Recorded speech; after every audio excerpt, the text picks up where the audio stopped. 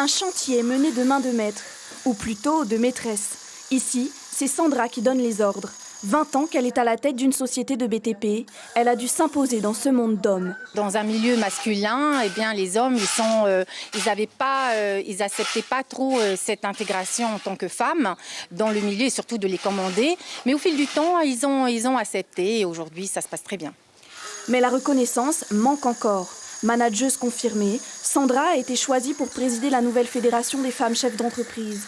Longtemps attendue, cette délégation va leur donner du poids au sein des institutions locales. Nous avons des femmes chefs d'entreprise très compétentes qui pourront éventuellement siéger dans ces instances décisionnelles qui seraient très intéressantes pour nous afin qu'elles puissent remonter toutes les informations que nous avons besoin pour justement accompagner nos femmes jeunes patentées, parce qu'il y a beaucoup de femmes patentées qui, elles, sont parfois isolées, ne savent pas qu'elles peuvent avoir de l'aide et nous serons là pour les soutenir.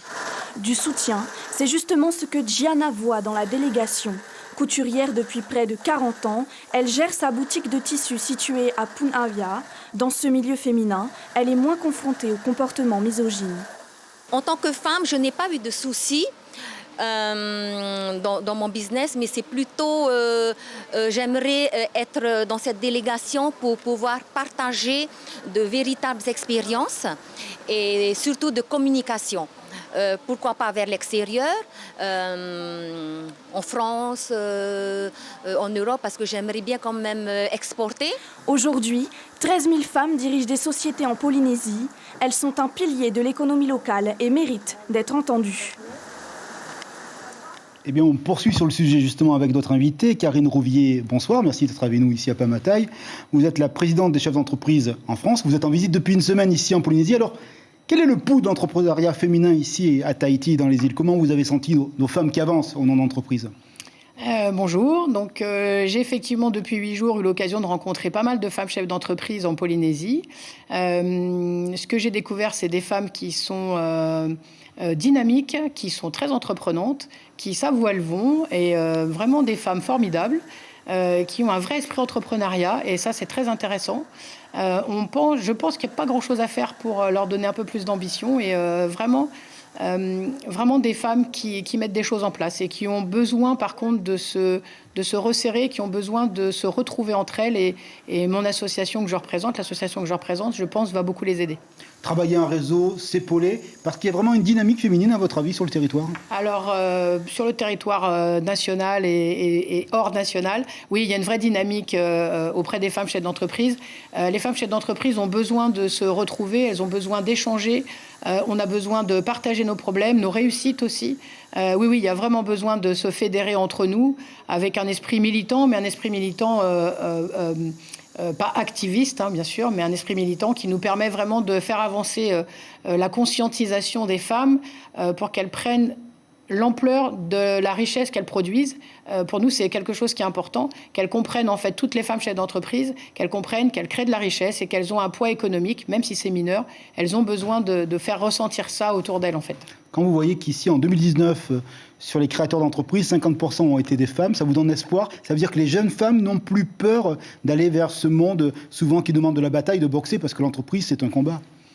Alors l'entreprise, c'est un combat, oui et non, c'est un combat sympa, parce qu'on ne se bat pas toujours contre les gens, on rencontre des clients sympas, on a des fournisseurs avec qui on fait des bons partenaires.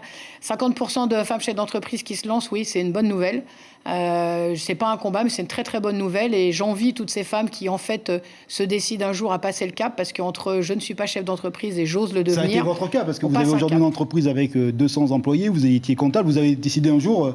de tout larguer, d'avancer, quoi. On peut le faire. Un jour, j'ai décidé, oui, voilà, que ma liberté et mon indépendance étaient prioritaires, et du coup, j'ai effectivement racheté une entreprise pour 1 euro symbolique, une petite entreprise, que j'ai fait grossir. En moins de 10 ans, on est passé de 4 à pratiquement 150, et aujourd'hui, on est 200. Je suis aussi dans le milieu du BTP, milieu d'hommes aussi. Donc, je fais du désamiantage, j'ai une société de transport de produits dangereux, une métallerie, etc., etc. Et les valeurs, c'est important pour vous. Quelles sont les valeurs, justement, de l'entrepreneuriat au féminin ? La différence souvent entre l'entrepreneuriat au féminin et l'entrepreneuriat au masculin, parce que ça n'existe pas ce terme, très souvent on mesure nos entreprises, on nous dit qu'on a des petites entreprises. Moi j'ai tendance à dire qu'on a des belles entreprises, parce qu'en fait En termes techniques, une belle entreprise, jusqu'ici, on a communément admis qu'une belle entreprise, c'est une qui fait du chiffre d'affaires, qui a des salariés, qui fait du bénéfice. Et moi, j'ai rajouté en fait une belle entreprise, c'est celle qui a des valeurs qui correspondent aux dirigeants. C'est-à-dire que ça, c'est souvent très féminin.